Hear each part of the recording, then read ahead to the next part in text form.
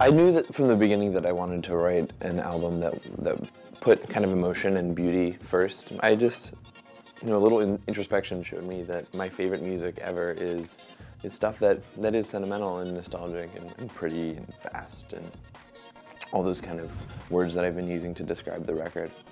I mean, my first goal, yeah, was I wanted to make something that was just, like unapologetically beautiful. And once I started kind of getting my hands in the clay a little bit, I started finding that I was getting a better result and a result that felt more sincere to me if I was using, for example, I started using sounds from games that I played from the late 90s and early 2000s, like Nintendo 64 type games. I was using, not directly from those games, but emulations of stuff that sounded like Ocarina of Time and stuff like that. And I found, where they had gotten those sounds from and used similar things myself. And it really became this reinvention from the top down of, I think that my chord sensibility is very much the same as what I was doing in Easy and Language. And the way I use harmony, I think, really harkens back to my old material, but in terms of the sounds and the tempos I'm using, I really looked inward and just kind of tried to look into my own taste in a way that would reveal a style to me. And what that meant for me was like a lot of music at 90 BPM. It's very beautiful, kind of vintage sounds,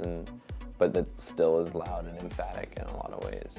I don't know that, the sound of Worlds is necessarily the same thing I'm gonna do for the next 4 or 5 albums, but I certainly won't be going back to making like EDM material. And, if I ever do change, it's gonna be for the right reasons, because that's what I'm wanting to do. I mean, yeah, the crowd-pleasing aspect of it is not a big deal to me. I mean, I knew from the start that writing an album that wasn't like a collection of kind of like aggressive electro drops and stuff that DJs would be able to play, because the album is totally not meant for DJs to play at all. I knew that would alienate some fans, and I didn't relish that at all, but I also saw it as kind of a necessary evil, because I think that the only obligation you have as an artist is to do it sincerely and to do it honestly. I think that the most common infraction kind of is pandering to what they think is going to get on the radio or whatever, but also, I mean, even pandering to your fans' expectations is a way of being dishonest, and